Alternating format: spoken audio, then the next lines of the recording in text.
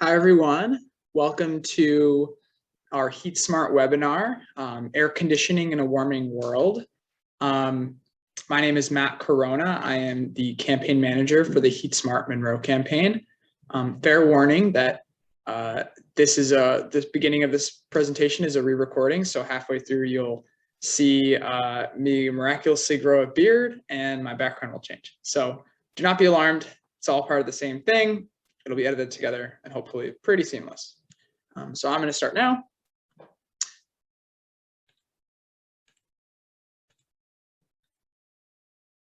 The HeatSmart Monroe campaign is a program of the Climate Solutions Accelerator. I'm an employee of the accelerator, and basically my responsibility is to run the HeatSmart campaign. So I'm the campaign manager. We're a small nonprofit organization based in Rochester, New York. Our region is the Genesee Finger Lakes region. This campaign is for Monroe County, though. And you might be wondering why there's a large groundhog on our first slide, and I will explain in a couple slides, don't worry. So we are a NYSERDA Clean Heating and Cooling Community Campaign. NYSERDA stands for New York State Energy Research and Development Authority. Basically a state agency. They provide a lot of incentives for clean energy and clean heating and cooling in the state. They provide my organization the funding to run this campaign here in Monroe County. There are several other campaigns pretty much exactly the same across New York State. Different organizations run them locally. You can see here where the HeatSmart Monroe campaign, and then there's plenty of other counties that are covered by different campaigns. So if you have family or friends across the state, there's probably a campaign near them. Even if there's not, just have them contact the closest campaign to them. There's no reason we can't help people in the counties that aren't technically covered. So if someone was in Livingston County right over here, I'd be happy to talk to them.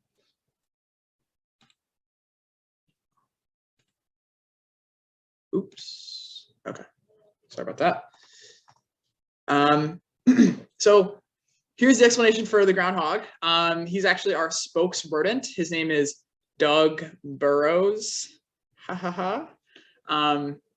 He's the perfect spokes rodent for our campaign because the campaign's focus is to help homes switch from fossil fuel based heating to clean heating and cooling, which is totally done by heat pumps. And so heat pumps, one type of heat pump is geothermal. That's probably what most people are familiar with. It operates on the same principles that burrowing animals like Doug use to stay warm in the winter. They dig holes in the ground and live in those holes, and at under a few feet of dirt, the ground is a stable temperature all year round. So even though there's snow on the ground and it could be -5 out, Doug could stay nice and toasty or moderately toasty, livable under the earth. And so the same principle can help to heat and cool your home. And we'll get more into that. So how this presentation is going to work for the most part, here's the sort of the logic pathway. So climate change is going to make this region in particular hotter and wetter. Not everywhere is going to be hotter or wetter, but here it will be. And I'll illustrate that in the next few slides. So that worsening heat and humidity is going to be a serious health concern for people, where in the past we might not have required heating to be comfortable in the summer. It might be more necessary now and likely will be. And so to adapt to these changes, we need energy efficient air conditioning for everybody. Air conditioning is important, but it also worsens the effects of climate change as well. So it really is a problem, and I don't have the best, any real, this is what we have to do. It's just a problem, and I'm going to present the full details. So the problem, we need air conditioning. Air conditioning also worsens climate change. What do we do? So first I'm going to talk about, again, how we're going to be impacted by climate change, because that's important for this region. So here in Rochester in upstate New York. This came right from the city of Rochester's climate vulnerability assessment. So projections by 2050 to see about a average 4-degree increase in temperatures. So that means in the summer going from already getting pretty hot in the hottest months to even hotter, as well as an increase in annual precipitation. So that can mean more humidity, as well as more rain and more drastic rain. It's not just, every rainstorm is a little bit worse. It means the extremes are potentially way worse. So we could see flooding, as well as other infrastructure overload issues in terms of water. And so I also thought the breakdown by season was pretty interesting to look at. So in terms of temperature over here on the left, in the winter, it's supposed to get hotter. That might mean less snow and more rain in the winter. And when the ground is cold and frozen, that water doesn't soak up into the soil as easily. So it increases the demand and the burden on built infrastructure to handle water. And that could lead to flooding. So not great. And in summer, it's supposed to get hotter as well. So those hot summers might be even hotter.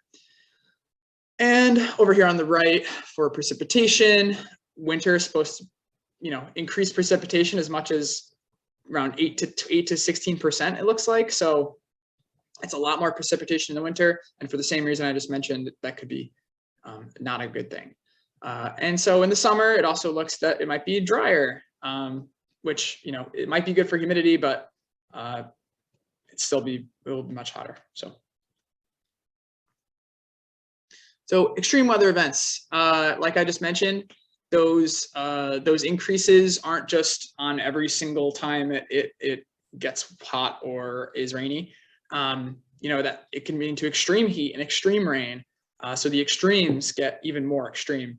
And so this photo up here is just a stock photo I found online, but this one right here is the worst flood in Rochester history. It took place in, I think, 1913, and there's a really great blog article on the rochestersubway.com blog page. So I would encourage people to check that out if they want to learn more. And this is, maybe people have seen this in the news lately. This happened like about a month ago now, almost, or maybe just under a month ago. There was a huge heat wave in the Pacific Northwest and British Columbia, Canada. Tons of, deaths attributed to heat stress and heat related illnesses, and like record-setting heat in tons of, basically this whole area. So yeah, this is the highest temperature recorded, is 121 degrees Fahrenheit. Crazy. And then this chart over here is just, a graph to show like how hot it got. It got really hot. And these are actually Celsius. This chart is actually in Celsius. So the darker colors are percentage, or I'm sorry, deviation from the norm in Celsius degrees. So it's a lot.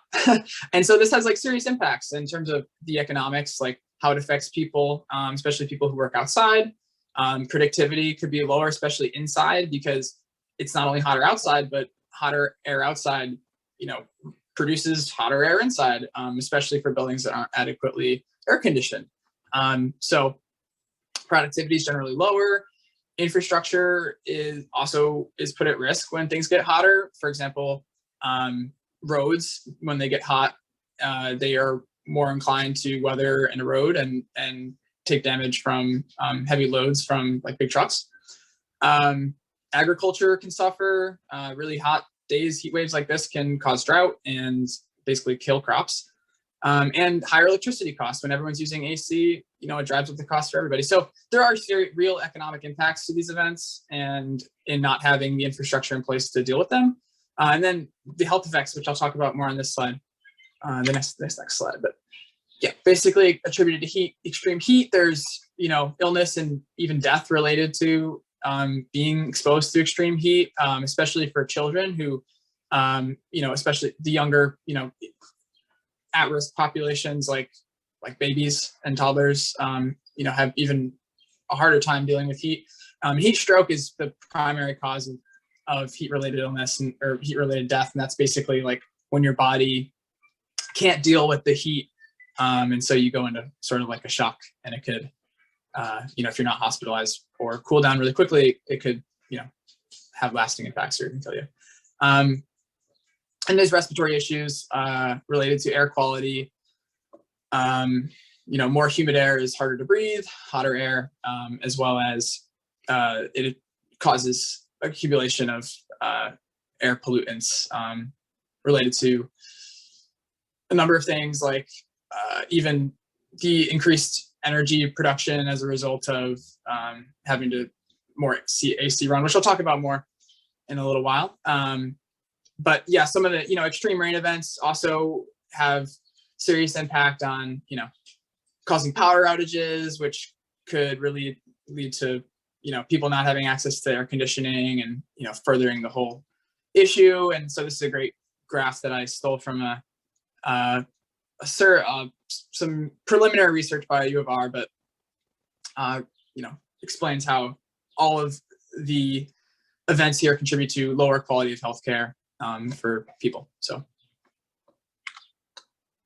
this is, you might be asking, like, how much, who has air conditioning? How many people have air conditioning? How many people does this affect? Like when we have a heat wave, and who's suffering? How many people? So a lot of people have access to some form of air conditioning in New York. This is basically a cooling inventory produced by NYSERDA, the same organization that funded us. They did a study in 2015. So they tried to figure out, like, what's the baseline here? And so they separated it by climate zone. So we don't have perfect data because, as you can see, we're in climate zone 5, and that's a pretty big area, but still pretty, interesting data to take a look at. So most air conditioning systems are room or window air conditioners. So you can see here it represents 42% of the air condition of households have these. Central air isn't too far behind. And then, there's some households with either no air conditioning or a heat pump, which we highly recommend. I'll talk more about those later. But so there's about 3,000 interviews.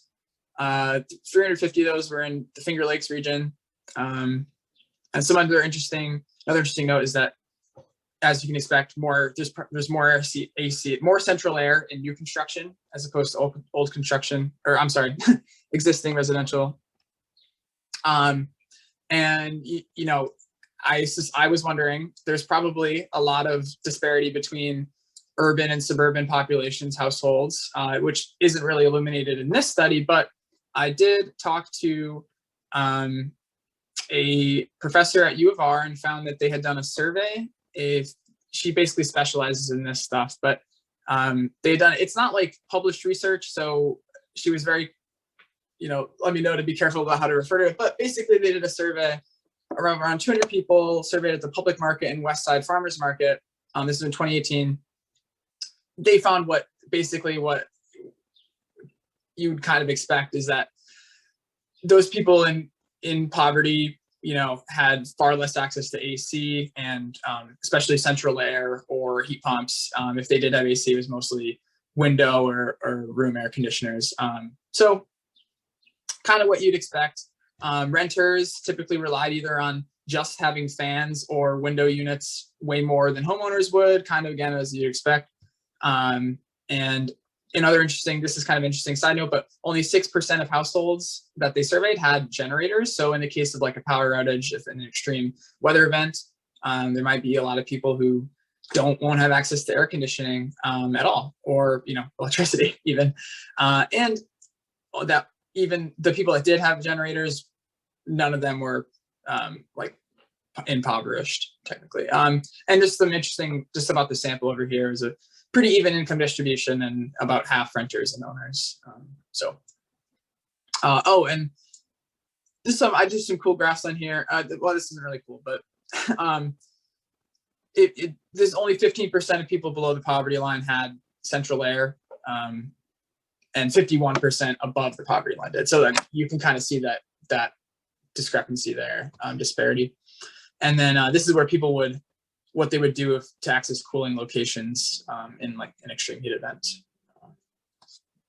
So I just thought that graph was interesting. So just to touch on the disparities, the real disparity in cooling accessibility.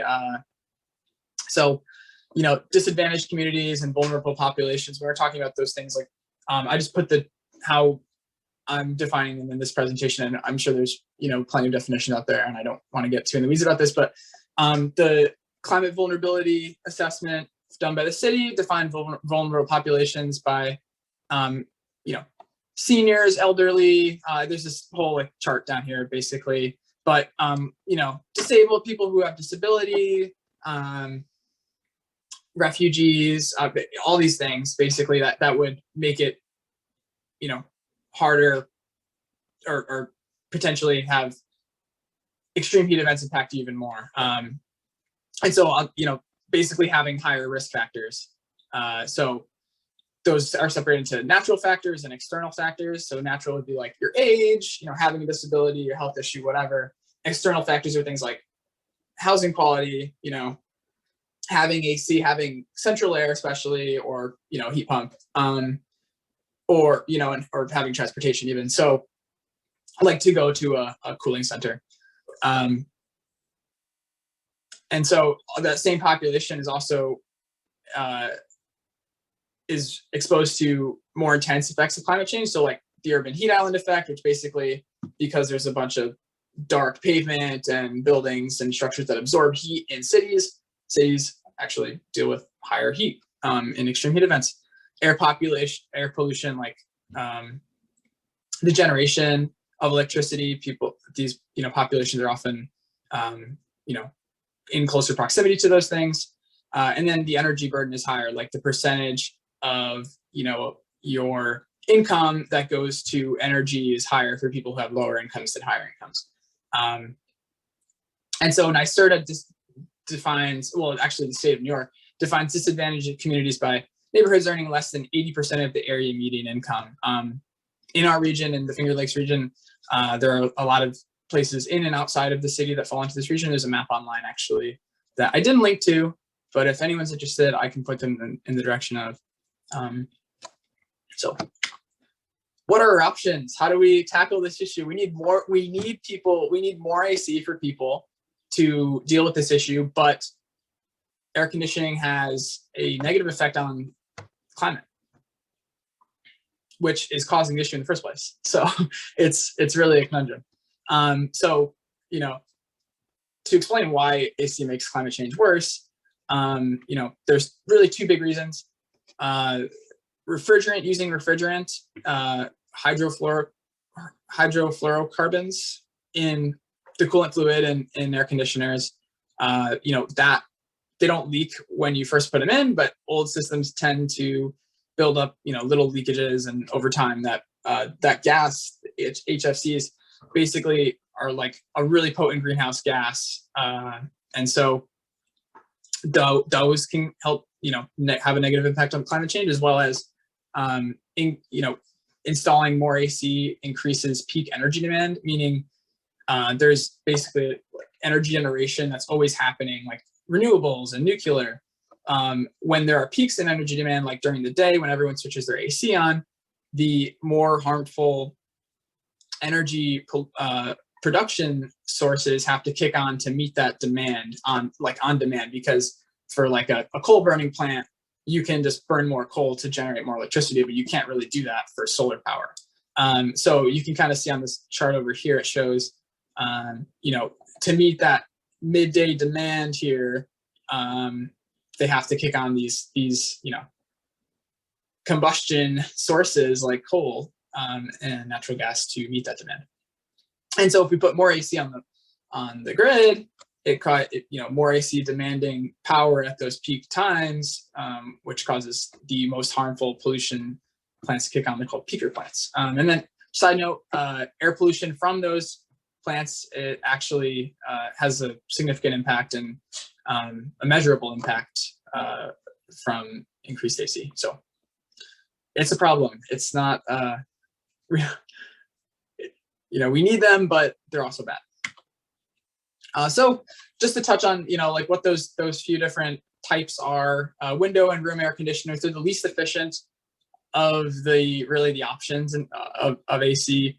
Unfortunately, they're also the largest share of air conditioning types of units we have, probably because they're the most accessible.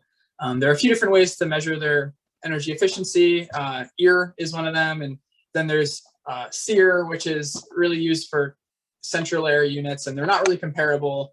But basically what you should know is that in general, central air and air source heat pumps are more efficient than window air conditioners and room air conditioners in general. But the units that they use to measure them are not really comparable. So when you see the numbers, don't think like, oh, the one SEER is higher than EAR. Like, they're not really comparable. So don't go by that. But in general, air source heat pumps and central air, I grouped them together here. They're the same technology essentially. I grouped them together here because they're relatively the same efficiency, in comparison to the other, geothermal, which I'll talk about in a second. But an air source heat pump is essentially a air conditioner that can also just flip in reverse and heat your home.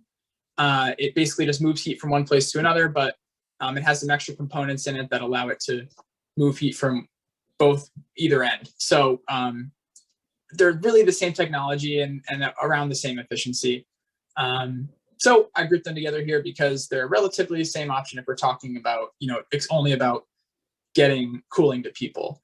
Air source heat pumps also have the benefit of providing heat too. So you can replace your fossil fuels in your home. So I'll talk about all the pros and cons in the next slide, but they're better than window units, but they still increase peak demand like we talked about. So they're not, a perfect solution by any means. Ground source heat pumps, these are going to be the best solution for cooling by far. And what I will advocate is we need to get in homes as much as possible.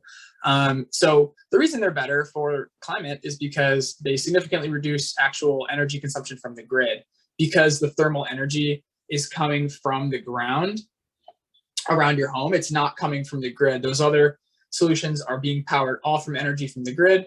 These need a small amount of energy from the grid to get them started and keep them running. But for the most part, the thermal energy is coming from the ground. So you're really reducing your energy usage, your energy demand. So this is the best solution. And this is a great resource right here. I just pulled this right from NYSERDA, produced the heat pump planner, which basically is like a resource to help people figure out what type of heat pump is going to make the most sense for their home. It's not like, you still have to have a conversation with a contractor, which I can totally help you with. That's part of my job, but it's a great, thing to get started. And there's a link to that if you get your hands on the presentation, which I'll send it out after. And this is what a geothermal system looks like in your basement. So just to summarize the pros and cons of each of those 4 different things, really 4 different things I mentioned. Window AC, it's really affordable up front. It's high cost to operate, relatively low efficiency. So it's poor climate choice. You might need more than 1 unit, and it actually still requires separate heating. It's not really a long-term solution. Central air, it's better. It's a more long-term solution for cooling. Requires ductwork in your house, which not everyone has. It's a little more efficient than window units, but still increases peak demand. It still requires separate heating. Air source heat pumps are not really any more efficient than central air, but they reduce your need for fossil fuel-based heating in your home, which is great. So that's that co-benefit. Works in most homes, like different designs, so you don't need ductwork to get an air source heat pump.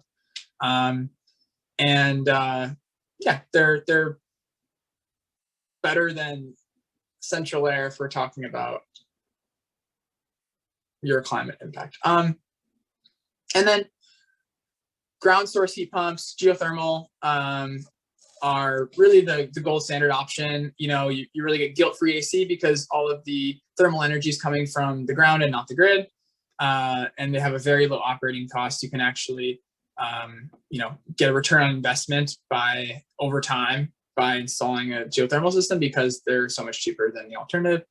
You need ductwork, asterisk, because you can sometimes, if you've got radiant heat, you can link them into those systems, but I'm not the technical expert.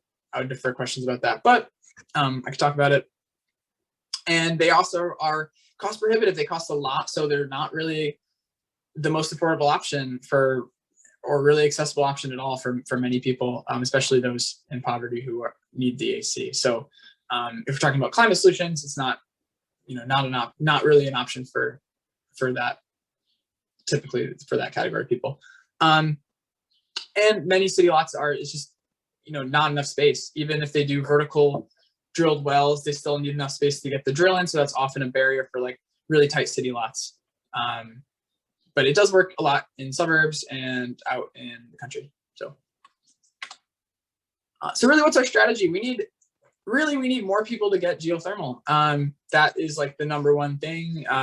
Your home heating and cooling probably is your largest climate impact, unless you're taking a lot of flights or driving a lot of miles every year. So this, if you're really trying to have your own individual impact, reduce your own individual impact, doing geothermal is probably your best option. That or solar, but geothermal is up there. And economies of scale, by making the investment, you're bringing the cost down for everybody who needs to make the decision in the future. And as we've identified, we need more geothermal. So yeah. Next, for homes that can't do geothermal, we really need to convert window air conditioners to either air source heat pumps, or for people to get central air. Getting central air is harder, again, because you need ductwork and that's expensive. But heat pumps are a good option.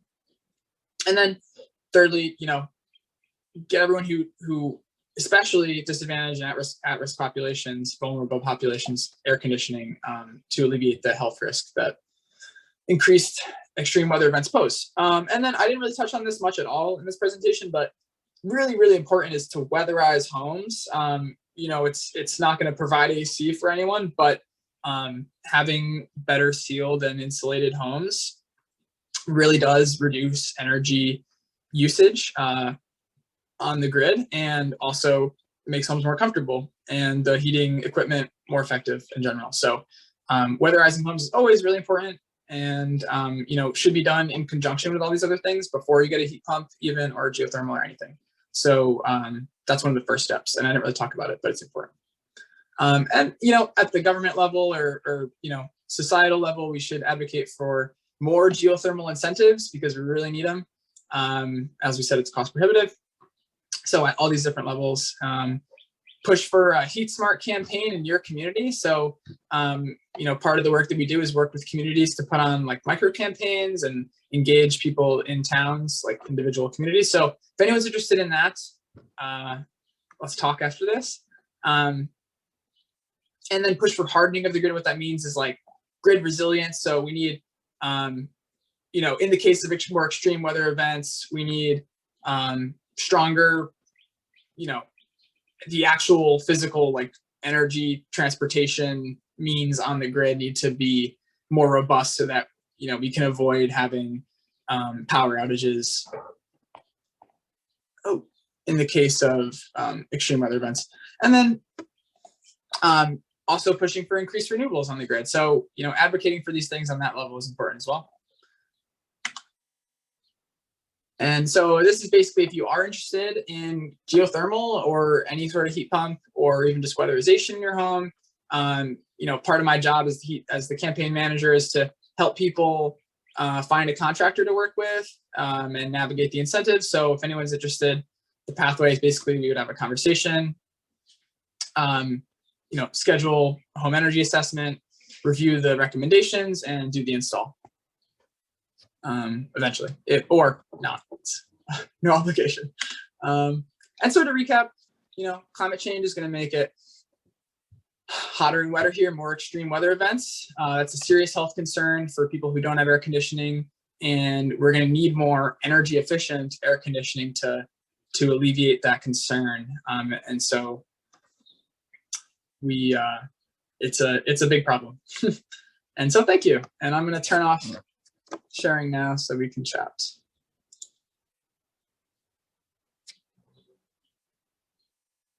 Okay, not bad on time. That was a lot of info. I'm happy to jump back and answer any questions. And so, does anyone have any questions?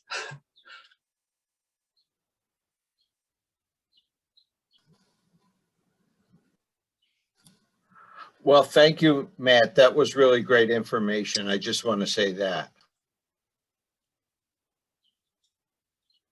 Thanks, Harold. That was it's nice of you to say. You know, a lot of people haven't done geothermal in the city, and for a small lot, you'd have to go drill down, but it would be great to find some locations in new development where you could do some horizontal, lay some pipes horizontally. And I think people would be more prone to doing geothermal if they felt it was a little easier or achievable in the city areas. Totally, it's a barrier in the city, and you know, horizontal wells are really impractical in the city, but even the vertical wells, there's a lot of trouble in even just getting the drill on the lot. That's even a bigger barrier than having the space to drill, because a lot of people, their houses go up right up to the edge of the lot, and then even if they have a driveway, sometimes it's not wide enough to get the drill rig in. It's a pretty big drill rig. They need to, they're drilling several hundred feet underground, even for those vertical wells. So that's often a big barrier too, but it's not impossible. And it's really easy to check whether it could work at your house. So if anyone's interested, it's, the drillers basically can just look on Google Maps, but yeah, no, it's a good point, Harold. I see Mary Lee, thanks for your question in the chat. Air source heat pumps, there are different types of air source heat pumps. So if you do have ductwork, they can fully modify right into that ductwork. If you don't have ductwork, there's what's called mini split systems, or multi-zone air source heat pumps. And essentially what they have wall mounted units, or sort of looking like radiators. So they could either be up high or lower toward the ground, and basically have an outdoor unit, corresponding outdoor unit that would power those, would be the other end of that. But, so you don't need them, but if you don't have ductwork, you need these they're called heads in your house. So they do take up a little bit of space. They're pretty slim though. And so there's options for people who don't have ductwork. Yeah.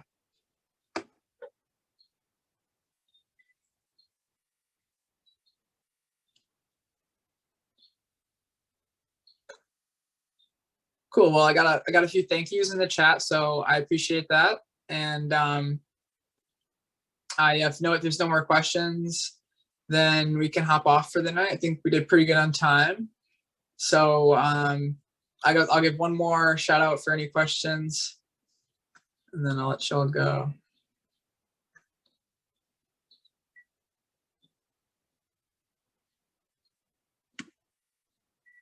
Okay. All right. Well, thank you all for your time tonight. I hope you learned something, and I'm gonna send the presentation out in an email probably tomorrow, just to each of you, so you have it. And there's a bunch of links to the sources in there, so if anyone wants to check that out, that's available. And my contact info will be there too. So if you are interested in geothermal, or even just learning more, having a chat about any of the stuff in the presentation, I'm happy to do that for you. So have a great night. Thank you.